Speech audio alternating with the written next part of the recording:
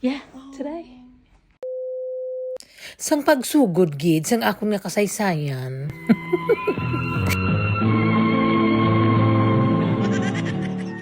Aga-aga pag ikuya nagbugto kati ang mga bata may klase Lunes bay. Tapos pag Lunes gani nati aga-aga pa ko maubra. Kay balan nyo naman nga gasuyop ko sang dagat ba sa Lunes ang aga. Kagbalaan ko nga ba sa Lunes, busy gid ako kayo sinati. Tapos na balaan ko nga may schedule kami ni Lula sa doktor, sa hospital, mga blood test. Si akon ina nga kargo di konsensya. Kaya may ubra akong nabana, may ubra man ako na sister-in-law.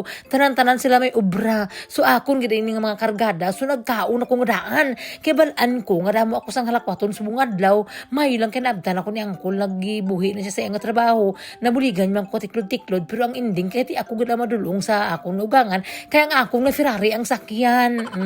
So ang for short, nakapuli na kami sa balay. Ikit alangan bidyuhon ko pa rin tanan-tanan. Why na gani isang space ang akong na cellphone. Nang kasige ko ka nakadelete. Susubong adlaw tita birthday sang ako nagwapa nga sister-in-law. Pero kaya nasang aga ko paniging bakal ang bulak tapos susang trabaho. So ginuna ko lang atong amon nga kwat-kwat ka wheelchair. Kaging paulihi ko ning bulak nga ini para hindi makita sang akong sister-in-law ko di makita kung paano ko gimbuhat. Pero nabilib sila sa ako na binilagin bakal ko dito sa Flores. Siling ko wala kay mahal-mahal dito. Ako na lang naghimo kay ni namin mo ko maghimo. Ako pa imo nga tanan-tanan nga talent arat na sa akon. Perfect ako, perfect na. Siling ko te, gwapa pa man kun ako siguro maghimo. Sini ka ba mo medyo na latnan man ko sang talent kamiga ko. Si Maring bala. O dugay-dugay sa mga hatag di ka bulak. Tingin na lang ko man ng mga idea sa kung paano bala. O tingin sunod-sunod ko na bakalan ko sa ako na bulak. Medyo barato ko di nakatipid pa ko. O tapos gupo-gwapa gyapon ang ending niya. Grabe ang dali-dali ko ti kay balan mo nga amon nga doctor's appointment ni Lula last dose ti dapat mahulog na yung bulak dito sa eskwelahan. O gin-deliver ko na dito. Grabe blagin sprayhan ko pag idayan siya ka perfume nga mo tamot.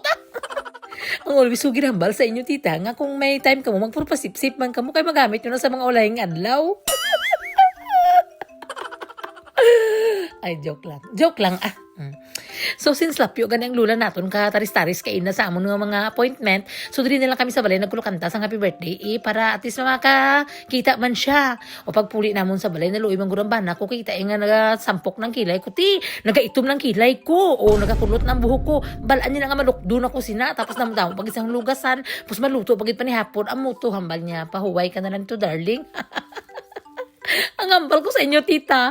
Nagpasta duman kami. Nga hindi ko matani. Hindi gusto ka. Bala mo gasuda ka nga. Kung nga chance ni. Di alangan hindi ko makaon. Sini ka naghambal ko. Kina nga hindi ko magluto. O di, machusi pa bala ako. O di, nagkaon na lang ako. Pero handom ko iya sabaw gitani.